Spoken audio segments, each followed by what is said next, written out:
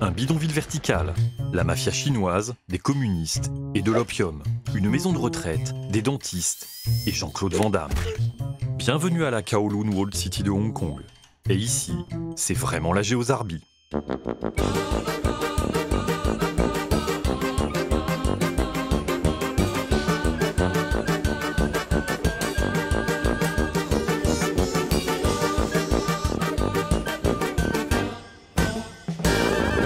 La cité de la pègre. Nous sommes à Hong Kong, dans le quartier de Kowloon. Et ici, à la place de ce parc, a existé jusqu'en 1993 un endroit étonnant, la Kowloon Walled City.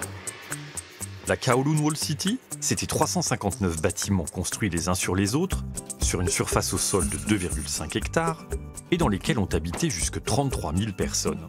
C'était tout simplement l'endroit le plus densément peuplé du monde, comme une gigantesque boîte de sardines. À cette époque, Hong Kong était encore une colonie britannique collée à la Chine. Et à Pékin, on soutenait mordicus que le terrain sur lequel se dressait la Kowloon Walled City était en fait chinois. Dans le doute, tout en réfutant cette revendication, les Britanniques n'y exerçaient plus leur autorité. Par conséquent, tout s'y développait librement, et la criminalité y était au plus haut. Ni vraiment chinoise, ni tout à fait britannique, la Kowloon Walled City est ainsi devenue une enclave de non-droit, qu'on surnommait là-bas le cancer de Hong Kong. Bon, mais comment en est-on arrivé là? Réponse dans l'histoire, bien sûr. Retour au XVIIIe siècle. À cette époque, la Chine est encore l'empire du milieu, un pays aux structures féodales anciennes, qui se pense au centre de tout et fermé au monde extérieur. Mais les Chinois sont quand même prêts à faire du commerce. En revanche, ils achètent très peu de produits étrangers. Les Britanniques, qui, au contraire, achètent beaucoup de thé aux Chinois, décident alors, pour rééquilibrer leur balance commerciale, de leur vendre de l'opium, cultivé en Inde. Et ça marche. Le trafic bat son plein, et la drogue fait des ravages parmi la population. Les Chinois tentent alors de l'interdire, ce qui oblige la Grande-Bretagne à déclarer la guerre à la Chine. Ce seront les fameuses guerres de l'opium du XIXe siècle, menées d'ailleurs avec la complicité des Français et des Américains. Les Chinois, qui n'ont pas la technologie des Occidentaux, sont balayés. Les Britanniques exigent alors beaucoup de choses des vaincus. L'ouverture des ports, la prééminence du droit britannique sur les règles chinoises, et puis surtout, Hong Kong. En 1842, le Royaume-Uni devient propriétaire de l'île du même nom, et en 1860, de la péninsule juste en face. Et plus tard, en 1898, un traité leur accorde une concession de 99 ans sur ce qu'on appelle les nouveaux territoires. Mais au beau milieu de ces nouveaux territoires se trouve une forteresse chinoise. Des murs de 4 mètres de haut, des commerces, des logements, une école et un yamen, c'est-à-dire un centre administratif. 700 personnes, dont 500 soldats, y résident. Une véritable petite ville donc. D'où le nom de Kowloon Walled City, c'est-à-dire ville fortifiée de Kowloon. Pas bête le nom, en fait. Et dans le traité signé en 1898, les Britanniques ont été sympas. Ils ont laissé la forteresse aux Chinois. Mais un an plus tard, patatras, estimant qu'elle est un foyer séditieux, les Britanniques s'en emparent et l'incorporent unilatéralement dans Hong Kong. La forteresse chinoise devient alors un lieu de curiosité. Et dans le Yamen, on installe une maison de retraite. Pendant ce temps, Hong Kong est devenu une place commerciale majeure. Une industrie s'y est développée, et dès 1903, le port de Hong Kong dépasse ceux de Londres, Hambourg, Anvers ou même New York.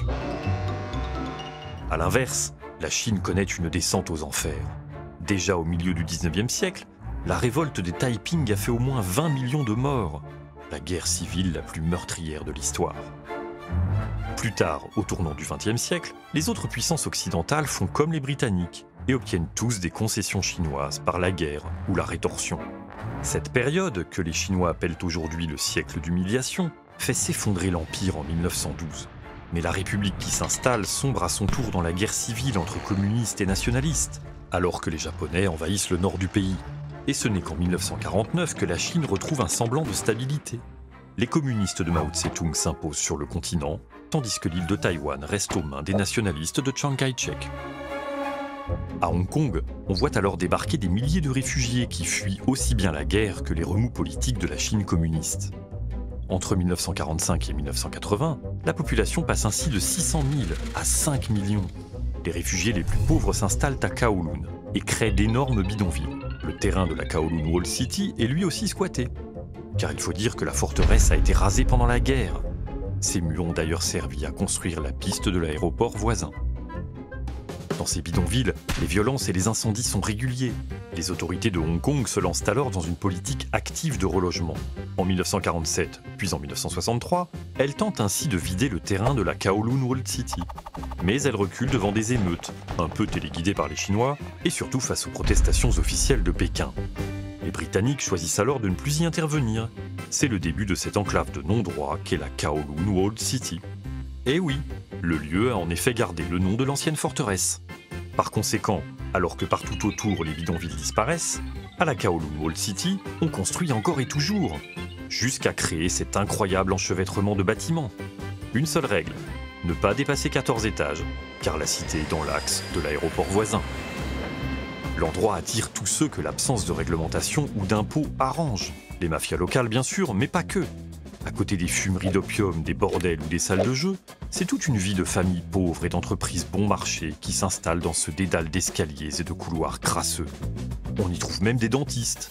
Dans les années 70, la Kowloon Walled City en comptera des dizaines. Arrivés de Chine avec des diplômes non reconnus, ils n'avaient d'autre choix que de s'installer là où aucune licence ne pouvait leur être demandée. Et puis au centre de la Kowloon Walled City se tient toujours l'ancien Yamen. Comme avant-guerre, c'est un centre d'accueil pour personnes âgées. Car en fait, à côté des activités louches, c'est une véritable communauté qui s'est organisée ici. Et la Kowloon Walled City ne vit pas coupée de Hong Kong, au contraire. Malgré ou à cause de sa mauvaise réputation, on vient y profiter des plaisirs, produits et services bon marché qu'elle propose. On vient même pour y manger du chien, car partout à Hong Kong, sa consommation est interdite. Et puis, pour éviter les incendies, la compagnie d'électricité de la colonie est quand même venue installer le courant. Des installations évidemment très piratées. On a aussi installé des points d'eau gratuits. Mais comme il n'y en a que 8, des réseaux alternatifs se sont organisés. 300 puits ont ainsi été creusés et des réservoirs installés sur les toits. Et enfin, la police patrouille quand même, mais discrètement, pour ne pas froisser les Chinois. Pas de chance. En 1959, un meurtre commis dans la cité oblige la justice de Hong Kong à organiser un procès public pour le suspect. Ce qui donne l'occasion à Pékin de rappeler ses revendications. Mais l'histoire de la Kowloon Walled City a une fin. Dans les années 80, on s'aperçoit que le bail de 99 ans de Hong Kong se termine bientôt. Britanniques et Chinois entament alors des négociations. Et en 1984, le Premier ministre chinois Zhao Ziyang et la Première ministre britannique Margaret Thatcher signent une déclaration. Côté britannique, on s'engage à rendre toute la colonie en 1997.